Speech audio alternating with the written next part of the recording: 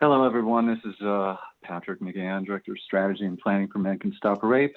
Sorry, we've had a few technical difficulties that we've been trying to sort out. Hopefully, everybody got the link or is getting it soon to the YouTube live stream. And we are going to go ahead and move forward. Going to do a short introduction, so the conversation won't start for a little while, so hopefully everybody will be on by the time the conversation actually starts. So welcome to the fourth conversation in Men Can Stop Rape's National Healthy Masculinity Conversation Series. My name is Pat McGann. I'm the Director of Strategy and Planning. As I said, for Men Can Stop Rape, we're going to have some of the other staff join us as well shortly. We're going to bring up all the video in a little while. But first, I just want to say that these conversations grew out of the Healthy Masculinity Action Project, which Men Can Stop Rape organized and launched in 2012. We reached more than 60 million people and really played a key role in starting an international healthy masculinity movement. So let me take a little bit of time to share what Men Can Stop Rape does, and you'll see in a slide. First, I want to say that we've done a lot of youth development programming since 2002. That's the cornerstone of really our work. You see here the MOST Club, which stands for Men of Strength Club. And that's our award-winning youth development program. It exists in D.C. and 28 states. 24-session curriculum provides middle, high school, and college-age males with structured and supportive space to learn about healthy masculinity over the course of an entire school year. And most of the members actually stay involved with the club well more than 1 year. And then you see WISE, which stands for Women Inspiring Strength and Empowerment. That club, which is a name chosen by young women in DC high schools, and it serves young women in a similar sort of way to the MOST Club. And the MOST and WISE Club members lead member-created community strength projects. You see one there called Counter Stories, and it's an award-winning documentary-style series that presents positive, authentic counter messages through an exploration of art, culture, and social justice in young people's lives that are in the clubs. It's their voices. They're really at the center of all the community strength projects. And then Men Can Stop Rape has been doing technical assistance for various federal offices for a good number of years, more than a decade. You see one here. It's for the Consolidated Youth. It's actually called Children and Youth and Engaging Men program now. It's for Office on Violence Against Women. And that has been a great opportunity for us to further deepen our technical assistance work and gain a lot of expertise around that. And then you'll see here, one of the things that we did as technical assistance provider was create resource bundles. And so that was certainly influenced by the resource bundles that we offer now. You see the Healthy Masculinity introductory bundle. They're all focused on healthy masculinity in one way or another, and some are more introductory and some are more in-depth. And you can find more information about those on our website, which is MCSR.org. Every January and July, we do the Healthy Masculinity Training Institute. It's our most in-depth training. It's three days of in-depth and interactive theoretical approaches and exercises, and there's a manual that's part of it. It's an opportunity to come together with people from around the country, and hopefully we'll be doing one coming up in July. And actually, our training today, or our conversation today, grew out of what we call HMTI, because we have a segment in it where we talk about self-care. Where you stand, we do public education also. Here you see a banner from our unique bystander intervention campaign, Where Do You Stand? It's the only campaign that addresses both bystander intervention and consent, and is specifically intended for young men and boys, and focusing on their role in preventing sexual assault, dating violence, and cyber stalking. And then we have what is called ASK, which stands for Assault Services and Knowledge. That's a first of its kind website and mobile application that's available in 5 regions at this point across the country. ASK offers community-specific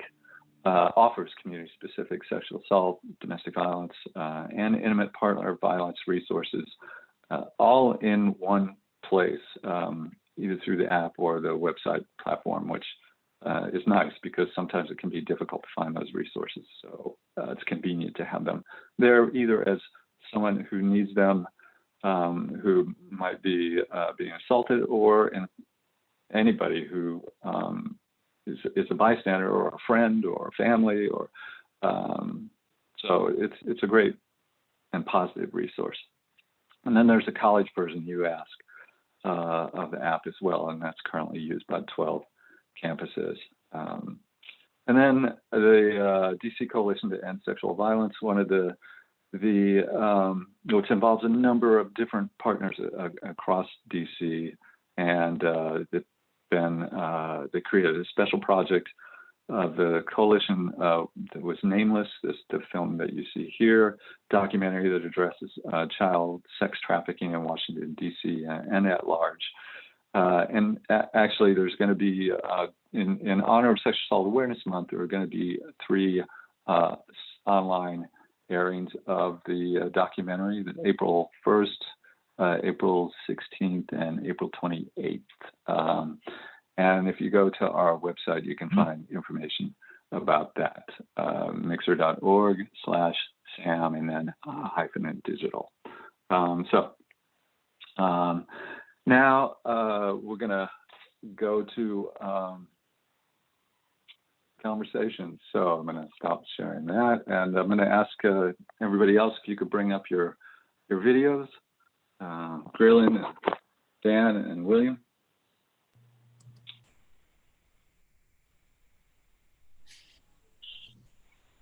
Will, can we get your video? There we go. Great. Okay.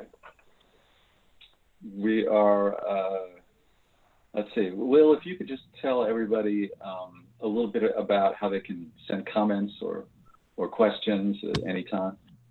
Yeah, so if you would like to send comments or questions to us over the course of the conversation, you can leave those comments on the YouTube link at the page of the link that was sent out. Or you can also tweet at us directly on Twitter, and we are at Men Can Stop Rape, and use the hashtags Healthy Masculinity and HM Series so that we can keep track of your tweets and answer your questions as they come. Okay, great. Thanks, Will. And we do hope you'll send them at any time, anything that comes up, any thoughts you might have, any ideas, any responses to what we're talking about. So don't hesitate.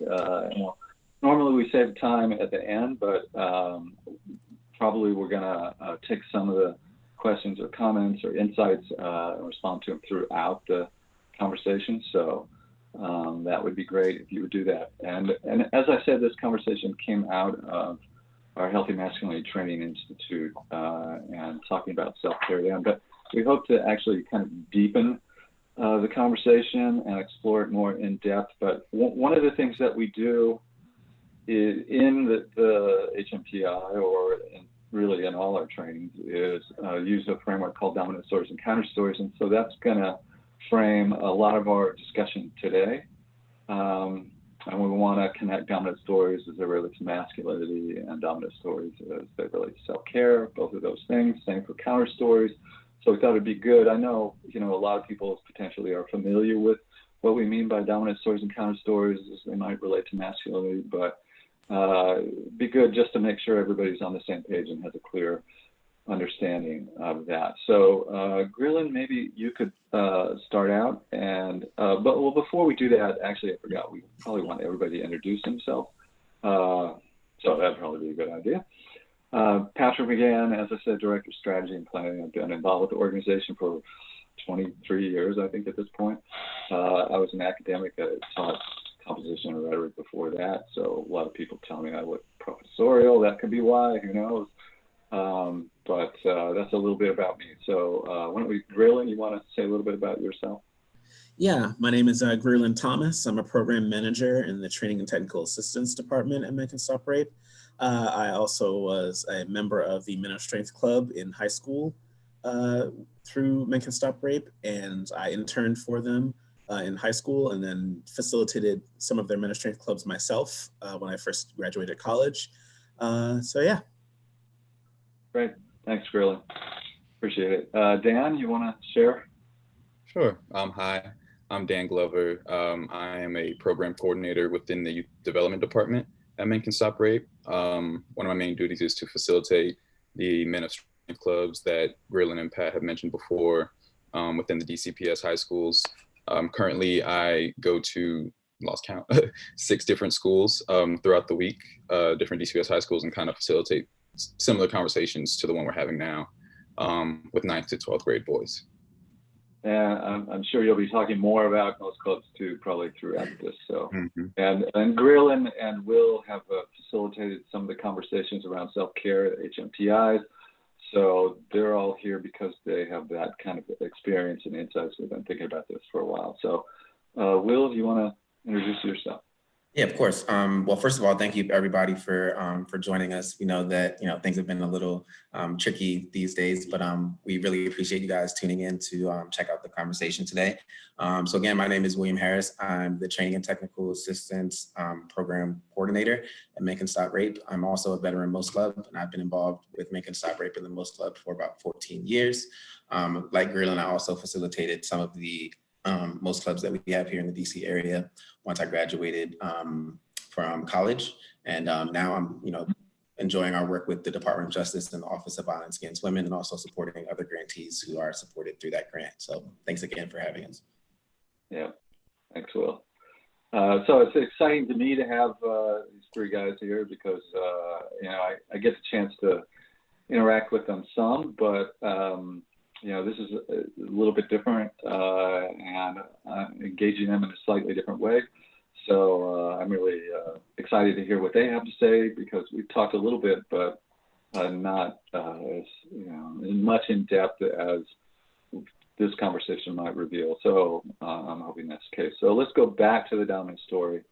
And Graylin, if you could talk a little bit about what we mean by dominant stories and masculinity. Yeah, so a lot of the work that we do is framed through what we call the dominant story and counter story. Those are kind of the lenses that we use to talk about a lot of our work. And so for us, a dominant story is sort of the pervasive idea of something, whether we're talking about masculinity, race, any number of things have a dominant story. And the reason it's dominant is because it is well known, it's widely known. Even if it's not necessarily something that everyone buys into or believes, they're aware that it exists. And it can be a really guiding framework in a lot of people's lives. And so a lot of our work is about revealing the dominant story, talking about what goes into it, what are the sort of tropes and ideas associated with it, the behaviors that are behind it, and how we can sort of resist it, take away what may be positive from it, but then resist the elements of it that restrict our behavior and our humanity. Great. Thanks for that. Appreciate it. And so I think the question for me then is building on that, what would you see as some dominant stories of self-care that are related to masculinity that, we may experience or have experienced or, other men have experienced that's shaped who we are, how we practice self-care or don't practice self-care? Anybody have any thoughts about that? Will, you're shaking your head. You want to jump in? I'm just thinking about some of the conversations I've had with some of my close friends over the past 2 weeks or so. And there definitely is, like Graylin said, kind of like this system that kind of limits the way men can practice self-care. So I was talking to a lot of my friends and a lot of them are, going to the gym, working out, exercising, doing things that are, stereotypically masculine as a way of self-care. But I also had one of my friends talk about how, before everything happened, he went and got a massage, right? So I think that, just him having not necessarily the courage, but being open enough to share that with me, because I don't know how many men, sit down and talk to each other about, hey man, I got this really awesome massage yesterday. It was great, unless they're like athletes or something like that. But for me, it just goes back to the idea that, men are limited to the way that we can practice self-care. So when my friend mentioned that he went to a massage therapist, I thought, hey, that's a great example of a counter story, a man doing something outside of the box as it relates to self-care. Mm-hmm. So, and do y'all have any sense of kind of why? I mean, if you had to think about why, what you're suggesting, it seems like in terms of dominant stories, that exercise is one of them, right? Mm-hmm. Why do you think that's a dominant story? What do you think is behind that? Not to say that exercise is bad. Right. Yeah. Well, I think it just goes. Yeah, I think that's a great question. I think it just goes back to the way that men and boys are socialized. So as a former high school athlete and varsity athlete in college as well, there's always that idea. We talk about tropes, no pain, no gain, no guts, no glory, ideas like that really, define how men are encouraged or allowed to practice various forms of self-care. So I think that there may be an inroad to, athletics and sports in general as a part of that conversation as well. And to Dan? Your point, Will, also, like, I see this a lot where it's a twofold dominant story, in a way where the dominant story is that men don't necessarily take care of our bodies, or like, there are dominant stories around help seeking and men going to the doctor, and a man who quote unquote does take care of himself, whether that's making sure my face looks good all the time or getting manicures or whatever have you. Like, there are labels associated with that, I think, in our culture, and in a lot of ways, the second part of the dominant story is that, like, the only way we can take care of ourselves, or the only way a man is supposed to take care of his body, is through exercise or through physical activity, fitness, all that kind of stuff. And it can't be yoga. It has to be like weights and, squats and like super heavy stuff. Not Pilates, Can I follow up on Dan and something you said in terms of, you said our culture? Did you mean like the whole culture in terms of the United States? Did you mean something more specific than that? I appreciate you.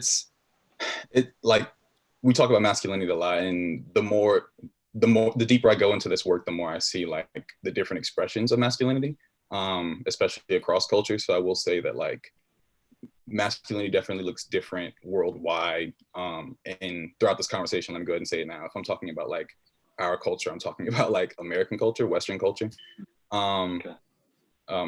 Yeah, most part. But a lot of what I say, or a lot of what we say as far as dominant stories, does, transfer across cultures. We just have to understand that there are nuances with that. Okay. And Graylan, it looks like you were jumping in. I was gonna say, I think even in our discussions of taking care of the body, I think there's a dominant story for men in particular, that there's this sort of divide between the body and the mind, or the body and one's emotional self. So the idea that taking care of the body through exercise is exclusively about the body and not about, the mental health of going to the gym or of getting outside and doing exercise, or that that taking care of the body can be a way of getting to taking care of one's emotional self, and vice versa, right? So we talk about taking care of your body in terms of going to the doctor. With men, there's a lot of, stigma around, do they go to the doctor enough? And part of that, I think, goes back to sort of an emotional concern for yourself as well. Yeah, well, I think you all bring up a lot of really interesting points.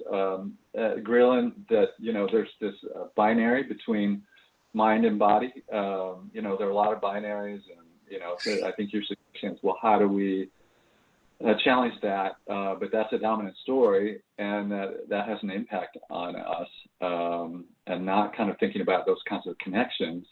But also, one of the things that just kind of listening to all of you talk, and one of the reasons I wanted to be in conversation with you is because I thought it'd be interesting in terms of the different ages. Obviously, I'm older than all of you. We've got 20s, 30s, and then a jump to 60s. So, I think one of the things that the dominant story that really has an impact on us in a lot of ways, and maybe connects to some of that you were talking about in terms of dominant stories. And this is something that Terry Real brought up, I think, in the last conversation that that Jeremy had, if anybody listening at this point had a chance to jump in on that, was the idea of invulnerability. And that really, that's kind of very much a dominant story that connects with the whole idea of self-care, at least in my mind and my thinking, and connects with something like what Grillen is talking about in terms of the idea of going to the doctor. I don't know how, I mean, some people like who've been to our HMTIs have heard me talk about this before, but for me, it was my wife who, for quite a while, my wife was the one who set up doctor appointments. And if she hadn't set them up, probably, I probably, or, the dreaded, when you reach 50, the dreaded colonoscopy and just other things that, you may not kind of feel like, for when I go to the doctor, I feel very vulnerable. Mm-hmm. And it really is in tension with that whole idea of invulnerability, the idea that I want to be in control of my body. And, it's hard for me to accept the fact that I may not be sometimes. I've gotten better at it. And I actually set up my own appointments now. But, it can be challenging. So, I guess we've got one question now. So I'm gonna go ahead and share it. And we had a structure, but I think this is going to be a more flowing kind of conversation than some others we've had. In terms of self-care, what about the narrative that men are not allowed to express vulnerable feelings, that this is women's territory? I mean, Grillen, I think you were kind of touching on that a little bit. Maybe you could say a little bit more about that, and then anybody else who wants to jump in. Yeah, and that makes me think specifically of, I've had so many conversations with men in my family in particular. I'm thinking about conversations I've had with my father, where it's abundantly clear that, things aren't okay, but because of a variety of things, him being my dad, him being a provider, him being a man, he maybe didn't express the reality of his own vulnerability to me, even though I knew that that's where he was. And so that's what that makes me think of when we talk about that dominant story, the idea that there are moments where people are in need of assistance or even just the opportunity to express that they're going through some things, emotionally, physically, what have you, professionally, and they don't, men in particular often don't, or they do, but only after it's sort of bubbled up for a very long time and it's become this thing that comes out in a really unhealthy way. And so I think that's a very core part of this conversation, not just the element of invulnerability that you talked about, but also the element of the fear of vulnerability, the fear of being seen as vulnerable for what are fundamentally human experiences. So yeah, I definitely think that's a huge part of it. And I think part of resisting that gets us to a healthier state of thinking about men's own self-care and taking charge of their own health. And in connection with that, I think some of the comments are making the point that vulnerability is connected with femininity, and that's the reason it's so unacceptable for it, which connects for me with the whole idea of one of the dominant stories that I see in terms of the emotional part of it is show no emotion, which is something that connects with everything that we've been talking about. The idea of obviously we can show emotion, but the one that's sanctioned, the one that's considered legitimate to show, I mean, in training after training, people say this is anger, right? So in terms of, maybe we could explore that as a dominant story a little bit, which Grillen, you started, but Dan, maybe you can kind of continue. Yeah, that's why I love Jeremy's conversation with Real so much, just because a lot of what he talks about in his work coincides so well with ours. So I'd encourage anyone, to go back and listen to that, just because in my youth and in my own experience getting raised right, it's a lot of what we've found is that the dominant story happens early, of course. And some people say, in Dr. Real's work, he'll say it happens to boys first.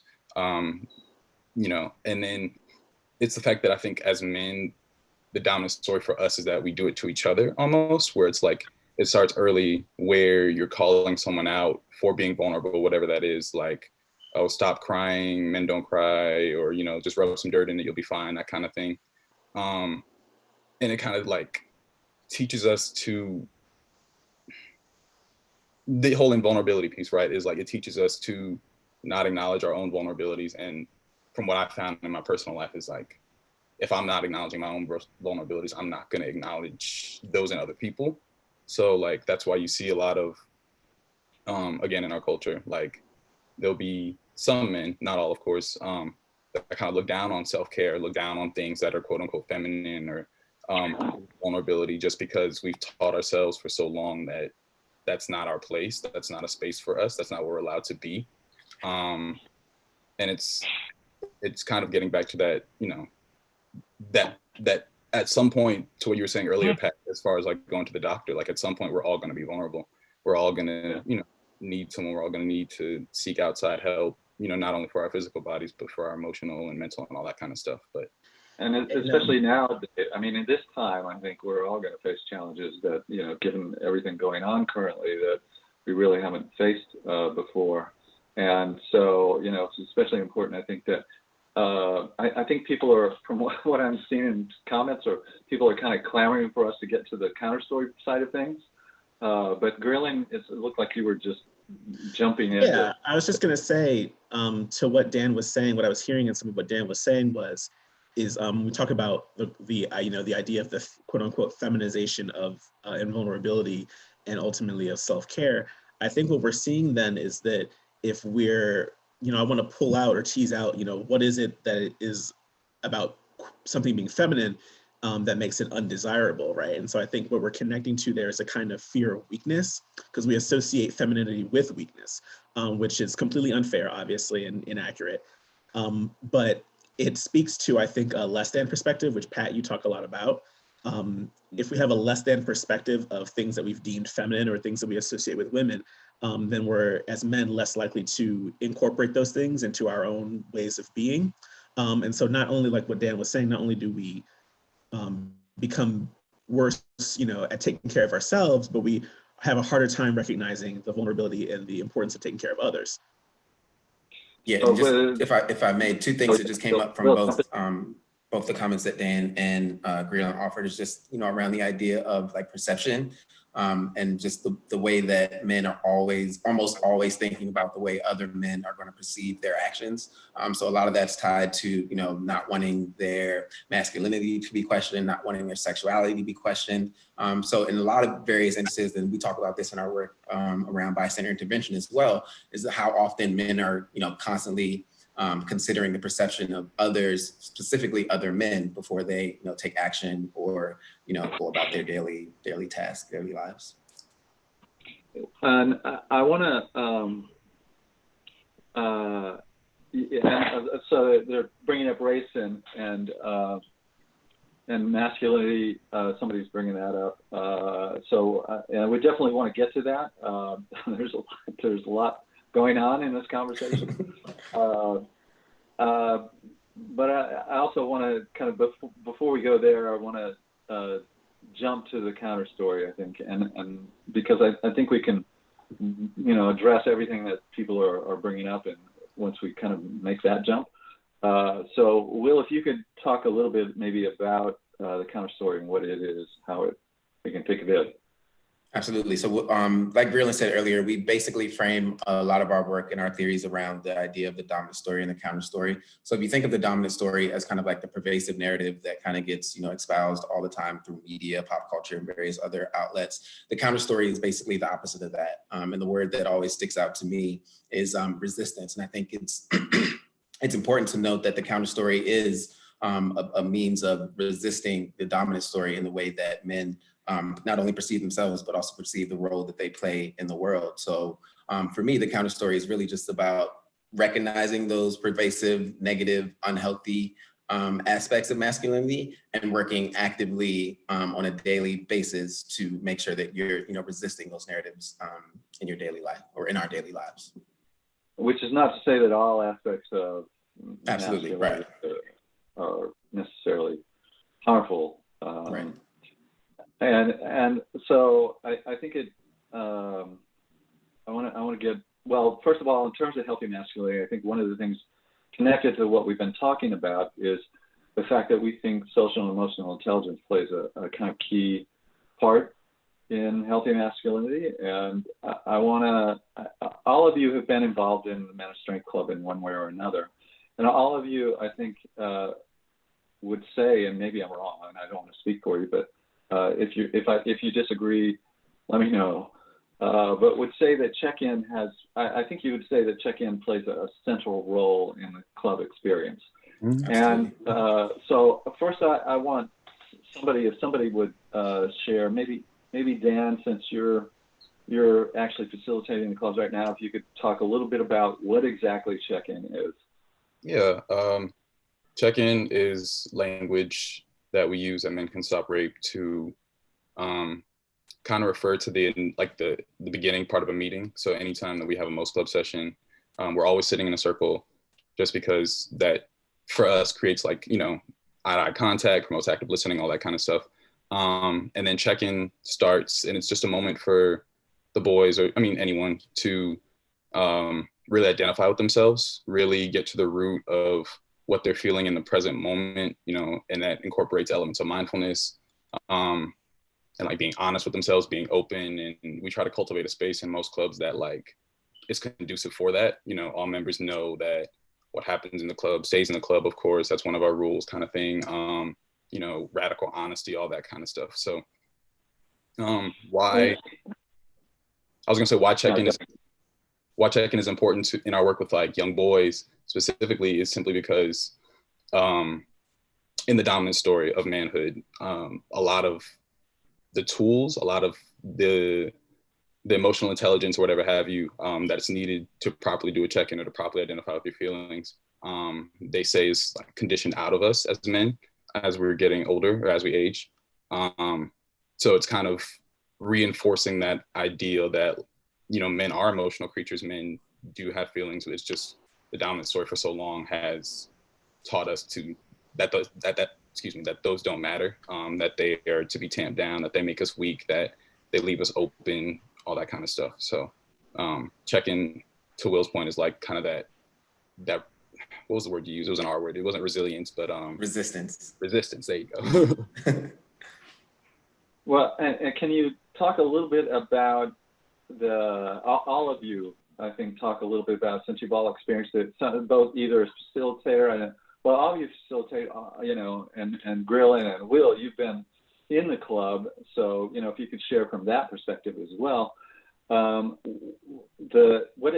check-in is like in the beginning of a club, and then how it changes. Yeah, I think in the first initial sessions, it's honestly really awkward because I don't think we traditionally give our young men and boys space to have those type of conversations. And then right around session 4, session 5, I think the young people start to get more comfortable with the idea of sharing something about themselves, whether it be personal or related to school, or something like that. But I do think there's a pretty beautiful process that happens in the Most Club where you see a lot of apprehension and trepidation in the beginning with our young men, and then as the session and the curriculum move along, check-in really becomes like this sacred space, this sacred process that can't happen, or that always has to happen before the start of a session. And I remember facilitating some clubs at Banneker back in the day, and for whatever reason I forgot check-in, and one of the Most Club members was like, "Hey, Mr. Will, you forgot check-in. We got to check in." So for me, it just goes back to the idea around ownership over themselves and over the club that I think is really important when working with young people. Grillin, and then maybe Dan again. Yeah, I was gonna say, I think Will is absolutely right in that when the clubs first start out, the very idea of it is awkward. And so a lot of the things that we hear is just, I'm good, I'm doing okay, school's fine. The basic, here's what you want to hear, here's what I'm going to tell you so that you leave me alone sort of things that they say. And then as they get more comfortable, as they start to see that other people are opening up, that the facilitator is opening up, that other students are opening up, they get more comfortable doing that themselves. And so they're starting to be more honest about the things they're going through, whether that's talking about, challenges that they're facing or just really positive experiences that they had.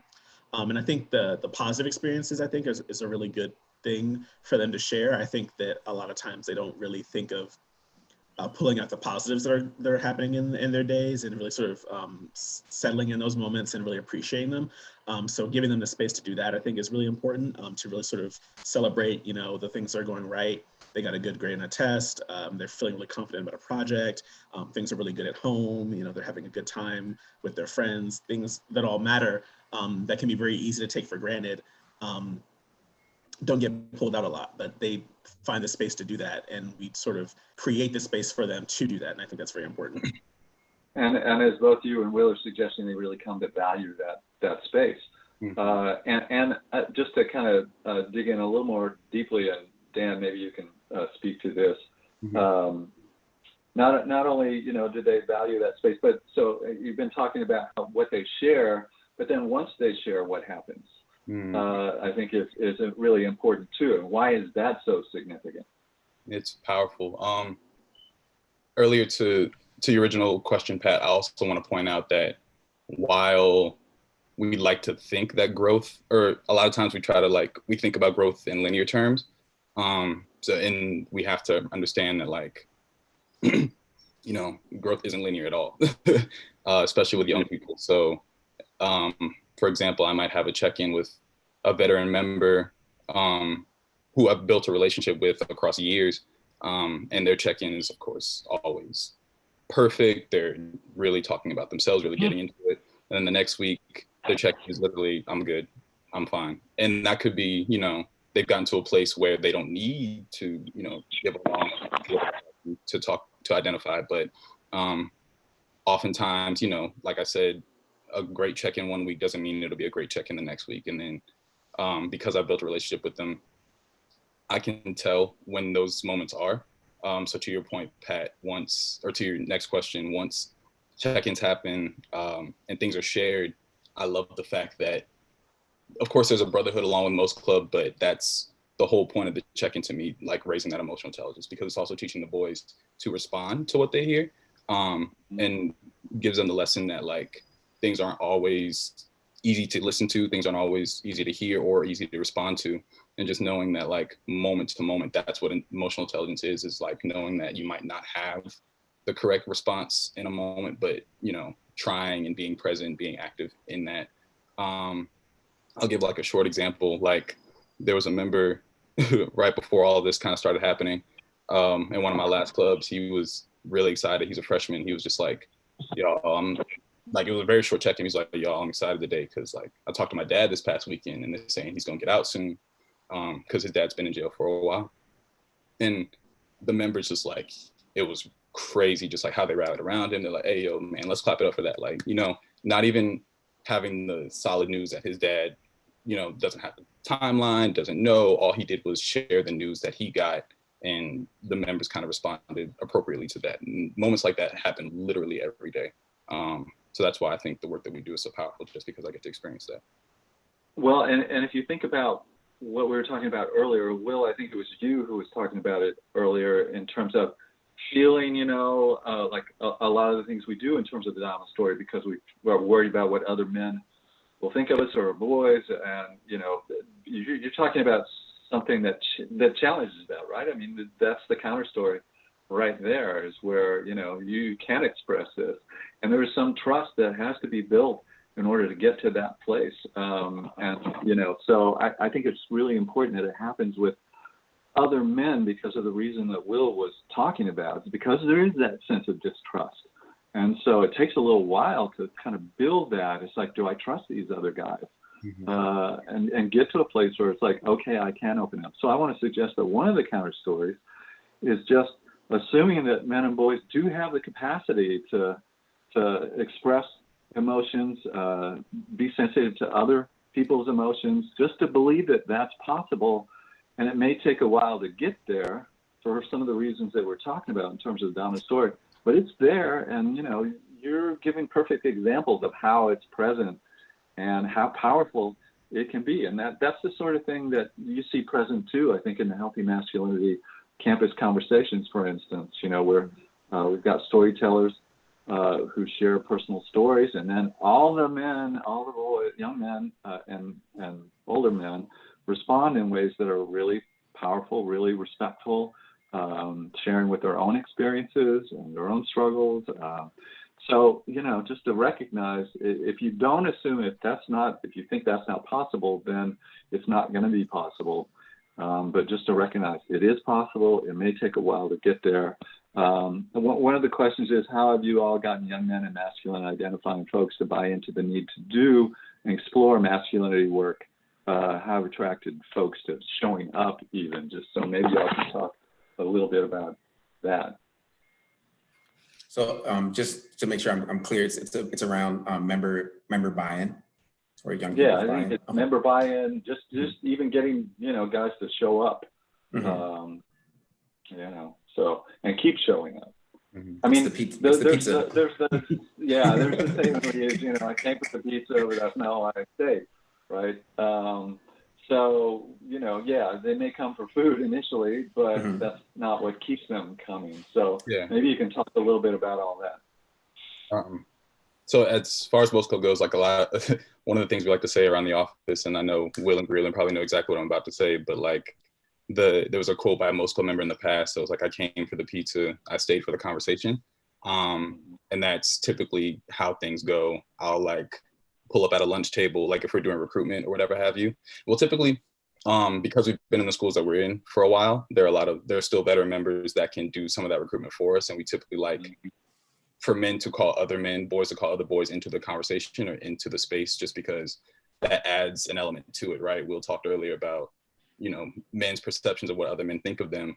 And there is an aspect of that goes on in most clubs. But if I'm myself going to a young man, trying to get him involved, I'll simply say like, yes, we'll have pizza at the meetings, but we also have dope conversations because we talk about how the music you're listening to, how the TV you're watching, how the movies you watch, how all that plays into your definition of manhood and how it forms that and shapes that, because I have a different definition than you might, and then I'll start pointing at different men in the room, like, and he might, whatever have you. We all have different definitions at some point or another, and we all just come together and just talk about, what goes on in our lives and how that plays into that definition. And then once they're in the club, after the initial session, it always happens. If they can come back, whether like, how boys have practice and all that kind of stuff. So if they're able to come back, they definitely will, just because the nature of the conversation and the way the boys get so into it, it's just like, why wouldn't I? It's not a huge commitment on my part to be engaged in this. So that's typical. So, Greeland, I'll get to you in just a minute. But one of the things I just want to make an important point. One of the things I'm hearing is that we do have sessions. We do have a curriculum, and obviously it's not. I want to make a point. It's not just conversations, but it's also about doing this session and that session and so on and so forth. But the important point I think all of you are making is that it can't just be that, right?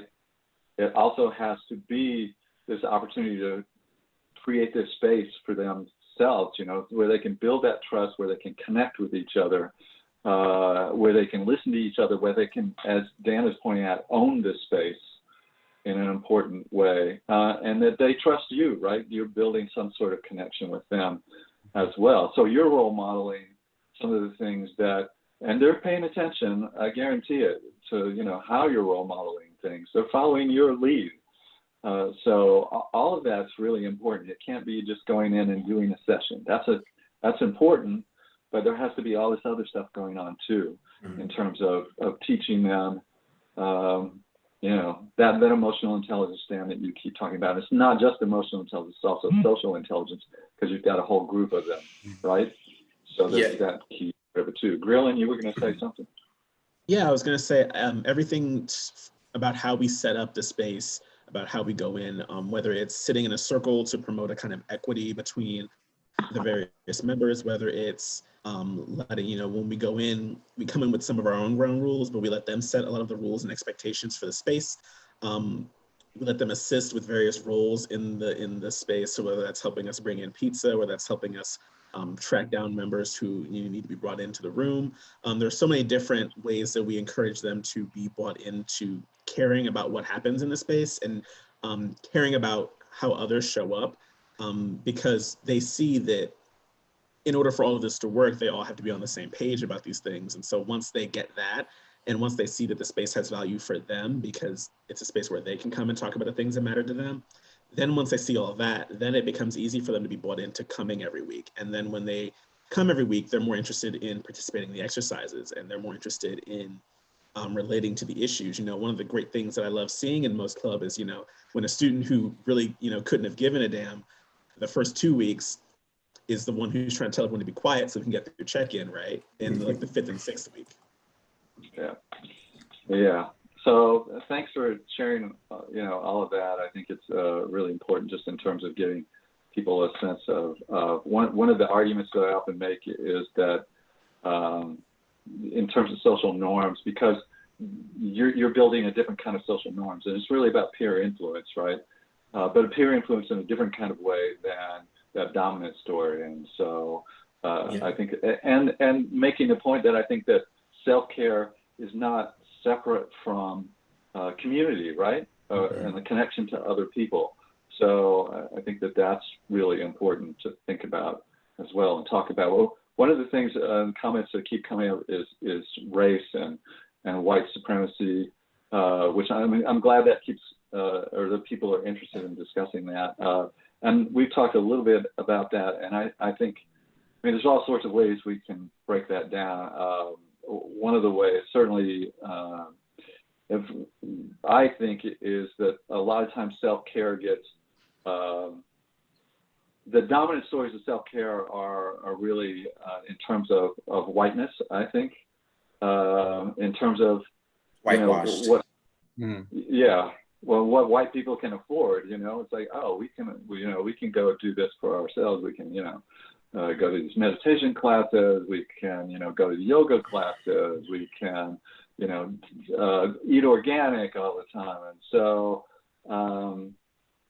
which I think that's the limitations. I mean, one of the issues of dominant stories of self-care, whether they're related to masculinity or not, although I think they all are in one way or another, is that they're too narrow, for one thing, right? So how do we broaden our understanding of what self-care means, taking into account issues around diversity and race and racial politics and white supremacy and all of that? So any kind of thoughts around that? Anybody? Graylin, you have some thoughts? Yeah. No. Yeah, if I could, I would just say that, you know, I don't think it's, you know, we talk about binaries all the time, but I don't think it's as black and white. I do think that there are very entrenched and, you know, traditional values attached to self-care as it relates to specific cultures. So I remember seeing like a meme about kind of like the coronavirus, and it was like a picture of a black person with like ginger ale, and like a Latino person with like Vicks Vapor Rub, and like a white person with essential oils, right? As a way that they're gonna, you know, fight this virus, right? So for me, it was funny, but it also, you know, gave a nod to the fact that, you know, ideas of self-care are specific across various communities. Okay, and Graylin, and I'm sure we'll. Yeah, no, I was gonna say, I think we talked about this before when we were talking about this call. The notion of self-care has sort of not only do we feminize it, but we tend to have conversations around it that are very centered around whiteness and white people and like what you said, what they can access. So for a lot of people, they may not have access to like spas or all the kinds of vacations and things like that. Economically and racially, they may not have the access to those things, and they may not be interested in those things. That may not be how they're culturally or specifically that care shows up for them. But I also think one of the elements of it is that, you know, white supremacy becomes a thing that you need to sort of get self-care to sort of navigate, right? Like I'm thinking of sort of the daily interactions of dealing with white supremacy. And a lot of our work, you know, we're working with youth from all kinds of backgrounds, but, you know, one of the things that they talk about a lot is the experiences that they have, particularly youth of color, are having in their cities. And so a lot of what we provide them is some of the few spaces where they can actually talk through like how they're dealing with that sort of stuff. They're dealing with white supremacy, they're dealing with the racism they experience. And so for them, self-care becomes a way of sort of de-stressing and sort of trying to sort of, you know, get themselves together before they have to go back out there and do it again. So I'm trying to think through like the different ways that like not only is self-care racialized, but like how the racialization of self-care does a disservice to people of color who could sort of maybe better access those kinds of services or those kinds of ways of thinking, but who maybe feel disconnected from them because of the perception that's been created around it. I think that's very valuable to talk about. Yeah. I have things I could add to that, but Dan, I want to check in with you. Yeah. What I like about the counter story to me is like it's oftentimes it'll appear like the counter story is the exact opposite of whatever the dominant story is. But I like when I am teaching like in most clubs or whatever have you, where it's like the dominant story is this, the dominant story, you know, is this box or whatever have you, but the counter story is literally anything outside of that. That, you know, promotes health, promotes well-being, all that kind of stuff. So in this conversation and us talking about self-care, while I know that there are dominant stories associated with it across different ethnic or racial communities, the counter story isn't necessarily like, you know, I'm a Black person, so I'm going to speak for the Black community. The counter story for Blackness and self-care wouldn't be to, you know, automatically just start doing everything that you perceive white people to be doing or whatever have you. It is engaging in some of those activities, you know, acknowledging that they are not inherently white, that if you are able to have access to them, that you can engage in them as well. But also in recognizing like the forms of self-care that may be unique to our community, or that I experience often, right? So for an example, I come from a religious background, growing up in the South, and I know to a lot of people in my community, their self-care daily to talk about, or to go back to Grillin's point, to deal with the daily pressures of white supremacy or whatever have you, is prayer, is to be around each other once a week at church or whatever have you, and express themselves and all that kind of stuff. That's, I think, a powerful form of self-care. I want people to realize that, like, the same way that we're saying that the historical definition of it or the way we've always perceived it isn't the only one, you know, prayer in church and all that kind of stuff wouldn't be the only form of self-care either. There's a myriad of things open to us. And I guess, sorry, go ahead. Yeah, I was gonna say, I guess to sort of add to what Dan was saying, and maybe sort of, I don't want to, you know, blow up the conversation a bit, but I think what we're sort of getting at with a lot of these conversations that we're talking about the value of community, is we're realizing that in some sense, self-care, while valuable and important, is in itself a kind of dominant story, or it's a response to a dominant story, in that we think of responses to needs as very individualized. And so we're not thinking about like community care and how important it is to be around other people as a part of healing and growth. Yeah, well, and that's actually the point I was going to make. I think is that I think there's this commercialization of self-care, right? It's things you buy and, you know, services you pay for. There's also this individualization of self-care, like you're suggesting, where really, you know, which separates kind of the person and the community, right? And actually, Dan, what you're suggesting is that, you know, there is no separation there, that, you know, one of the ways we do self-care is to, you know, think of ourselves as connected to people and value that kind of connection and gather, you know, a strength from that, which I think is really important to kind of break down that dominant story like Berlin you're talking about of self-care, which, you know, connects with masculinity in various ways too, which is all about, you know, if you want to talk about, for instance, the real man exercise that we do, which is about the dominant story, and a lot of it's about status and about the individual, me as an individual, right? So there's all sorts of ways, interesting ways, all of this kind of interconnects. And we could keep going on to all of this more, I think, but we've only got a few minutes, so I just want to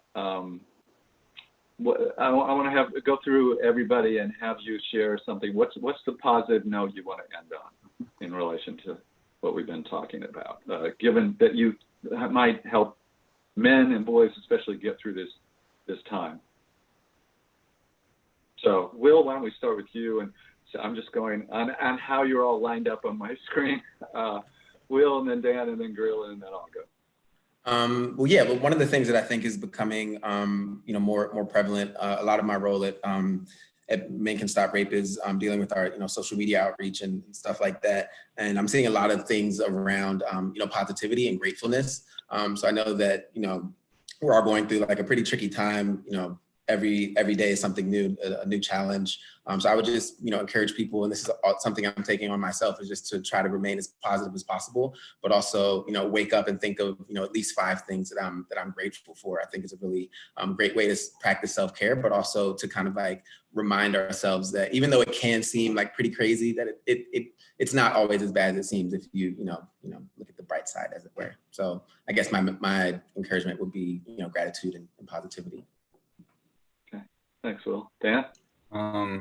I think a lot of what this current moment has taught me is just, not taught me per se, but just what I've been doing more. I found that like, I of course feel better when I speak to loved ones. That's not because there's a worldwide pandemic going on outside. But that's something I've come to realize about myself lately.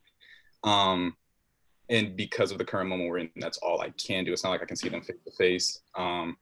So as far as a positive note goes, I would say to men out there specifically, yes, but to everybody, just like reaching out to your loved ones, building connection during this time can do wonders for you. And if I am speaking specifically to men, I'm also using me deepening those connections with my loved ones to also work on my emotional connecting. I know that like for me personally, that is an area that I haven't done the best in the past. So being intentional about, really checking in with my loved ones and really being present whenever we do speak.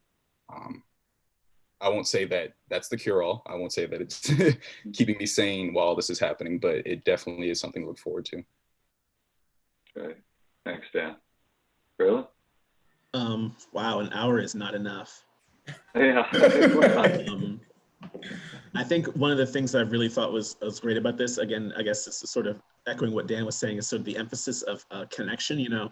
I think at this moment in particular, we're really seeing how important it is to be able to just see other people on a regular basis. And the importance of us connecting with other people, even if it's our coworkers or the people that we happen to run into when we pick up our coffee in the morning or we're at the bus stop. So just right at this moment, I'm just thinking of like all the different ways that people are using technology and all these other methods to regularly interact with family and friends. And I think that's really important to emphasize, talking and communicating with people, especially thinking about self-care, because, talking with someone may not necessarily solve your problem, but I found that talking about your problems with someone can be so, it's not therapy, but it's therapeutic. And so I think that really, again, speaks to the importance of connecting with other people and being there for other people.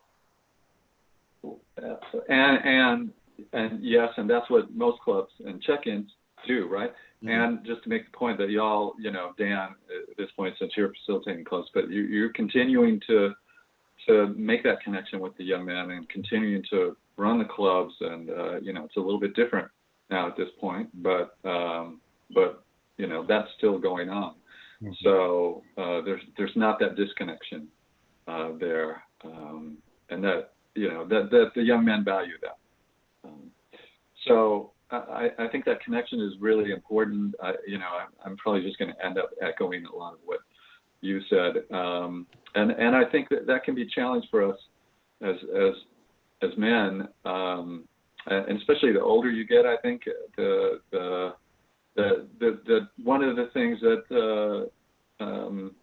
from studies they've done is that men get lonelier as they get older, and it's because I think some of the issues that we've been talking about, but it doesn't have to be that way. I think especially if we value those connections. So this is an opportunity and time to really learn that, as Dan is suggesting, and put it into practice, having those kinds of connections. And I have regular calls set up with my relatives, my family, and friends, various times. But also in terms of what Will was talking about, I want to suggest that it's like, I think for a lot of us, it's easy to feel like there's a loss, and to recognize that, and even if you may even grieve that, but also to recognize that there are still opportunities for pleasure in your life. I was diagnosed as pre-diabetic when I was 28, And so, you know, that changed my diet a lot. But, you know, for me, it was a matter of thinking about, well, what do I still enjoy eating, and taking pleasure in that. So to never lose sight of that, I think, is a really important thing, to, you know, recognize the loss and how it might affect you, but not to get stuck there, and recognize that there's still pleasure, there's still connection with people, there's still opportunities to, you know, enjoy this or that. So I think we'll end there. And yes, Grillen, an hour went by very quickly, and I'm not going to run through the PowerPoint at this point because we're a little over time, but just want to mention again, just to remind people that Men Can Stop Rape, you know, there's a lot we do, whether it's the Men of Strength clubs, whether it's the WISE clubs, whether it's the TA federal work, whether it's all the trainings we do, which, you know, we can do those remotely. We don't have to do those just in person. And we have a lot of experience doing them remotely, whether it's webinars or online trainings. And we also have Where Do You Stand as a public education campaign. We have, as well, we have the Ask and You Ask, the apps that are serving many, many people. So there's a number of ways we can be helpful. So just go to our website, mcsr.org, and check us out if you haven't already. So thanks everybody for your questions. Thanks for joining us. Thanks Grillen and Dan and Will. It was great to be in conversation with the three of you. I really appreciate it. And it was every bit as interesting as I thought it would be, so I appreciate that. And our next conversation is going to be April 9th, if you already have an RSVP for that. It's with Dr. Nate Galbraith, who's the Deputy Director for the Sexual Assault Prevention and Response Office for the Department of Defense. That should be really interesting as well. I've had a lot of interaction with Dr. Galbraith, and he's a very engaging and insightful person in terms of all this work. So please join us for that. All right. Bye, everybody. It was great seeing you in your own spaces, doing our social distancing, and look forward to seeing you in person at some point. Yeah. Take care. Thank you, gentlemen. Bye, everybody.